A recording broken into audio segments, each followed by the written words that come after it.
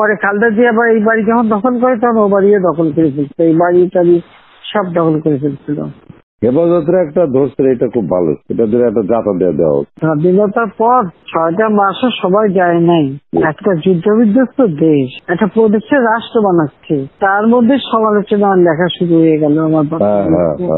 তাহলে কি আশা করো? আমি কিছু আশা করি না।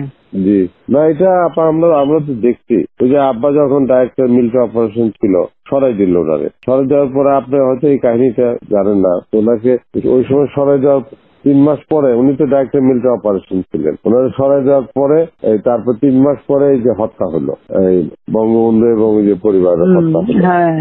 আপনি এই কাহিনীটা জানেন কিনা? পরে আমাদেরকে নিয়ে এই ক্যান্টনমেন্ট থেকে আমাদেরকে তাড়াই দিল, তাড়াই দেওয়ার পর আব্বারে ধরে নিয়ে 1 বছর জেলে রাখলো, এই জিয়া রহমান ফাঁসি দিবে, ট্রায়াল করবে, এই অবস্থায় রাখলো 1 বছর। আর ওনারে আর্মিতে একটা লোক খালি ডিসমিস করছিল, এই সেনাবাহিনীর লোকরে, সেটার আব্বারে করছিল, আর কোন লোকরে ডিসমিস করে নাই। আব্বা ওয়াজ ডিসমিস মানে ফকির আর কি, রাস্তায় নামাই দিল, মানে কোনো পেনশন পাবে না, কোনো কিছু পাবে না, এত ক্ষোভ ছিল। তারপরে তো এটা তো 75 সালের কথা বলতেছি। আর আমাদের বাড়িতে এসে যে আর্মি ঢুকে মানে যে ভাঙচুর করছে, ওরা আব্বা তো বাসায় নাই, ওরা আম্মা ছিল, আমরা ছোট, আমরা আমরা যাইতে পারবো না, দরজা খুলতে পারবো না। পরে সেই আর্মির সব ওই যে যারা সিপাহী বিপ্লব করছে ঘরের ভিতরে এসে, আমরা ঘরের পিছনে পালিয়েছিলাম, আমি আর আমার বোন। আমার মা তখন পরে মা ওই সামনে দরজা খুলছে, কর্নেল মালিক কই? বলে কর্নেল মালিক তো নাই বাসায়। মিথ্যা কথা বলতেছেন? বলে আইসা দেখো তাহলে। তারপরে তারা চলে গেছে। পরে আমরা ক্যান্টনমেন্ট থেকে পালিয়ে, পরে 1 বছর পালিয়ে থাকলাম, ওই বিভিন্ন জায়গায় আমরা পালিয়ে থাকলাম। ওইটা প্রথমবার তো জেলে ঢুকায় রাখলো, তারপর থাকলাম পালিয়ে। এইরকম অনেক বার গেছে। তারপর আমাদের বাড়িতে এসে গুলি গালাজ করছে।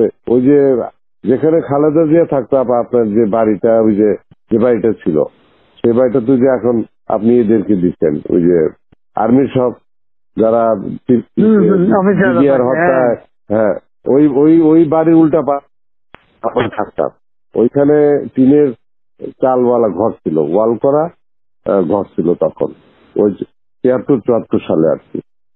তখন তো আমি ক্লাস 8-9-এ পড়ি ওই সময়। ওই হ্যাঁ না, ওখানে কতগুলি ওরকম ছিল। পরে খালেদা জিয়া আবার এই বাড়ি যখন দখল করে তখন ও বাড়িও দখল করে ফেলছে, এই বাড়ি টাড়ি সব দখল করে ফেলছিল।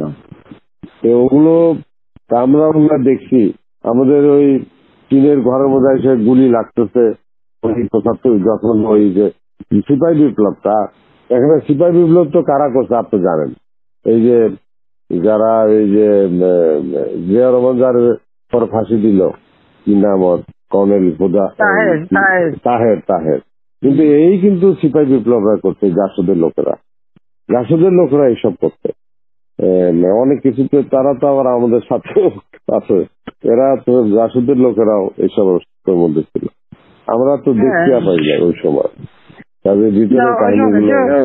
জাসদের তোমার বিপ্লবী নেতা, তোমার ওই যে আমাদের কাপালি সিরাজ আলম খান থেকে শুরু করে সব মিলে তারাই তো সব বড়। ওই যে যারে ফাঁসি দিল, ওই কিন্তু জিয়া রহমান যে অ্যারেস্ট করছিল, ওই যে খালেদ মোশাররফ, তখন তো বাইর করছে তো তাহের, এবং আর্মির বিপ্লব ঘটাইছে, ইটি করছে, সিপাহী ভাই বা অফিসারদের অফিসে, এগুলো তো তাহেরই করছে। তাহের জিয়ারে বাইর করে তাদের রাষ্ট্রপতি হওয়ার সুযোগ করে দিচ্ছে, তাহের সে ফাঁসি দিচ্ছে। একদম জিয়া রহমান তো তার মানে কাজ হয়ে গেলে তার উড়াই দাও। তোমার তাহেরের বউরে ইনুরা, আমরা যখন 2009 সালে সরকার গঠন করলাম তখন এমপি বানালো।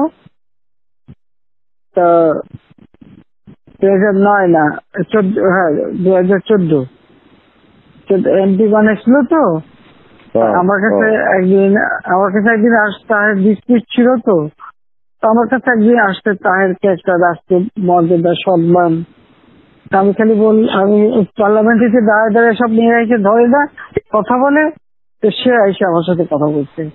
আমি খালি বললাম, শোনে আপনি প্রেসিডেন্ট হচ্ছেন, ঠিক আছে, কিন্তু আমি তো ভুলে যাই কিভাবে যে আমার বাপের হত্যার সাথে আপনার স্বামী জড়িত, আমার পুরো পরিবারের সাথে, এবং জিয়া রহমানের নিয়ে ক্ষমতায় বসাচ্ছে। হ্যাঁ, জিয়া তাকে ফাঁসি দিতে, তাকে আমার হাত থেকে তাকে আমার হাত দিয়ে আমি কি করে সম্মান দিই? একেবারে চুপ হয়ে আসতে চলে গেল, আর কোনোদিন আমার সঙ্গে কথা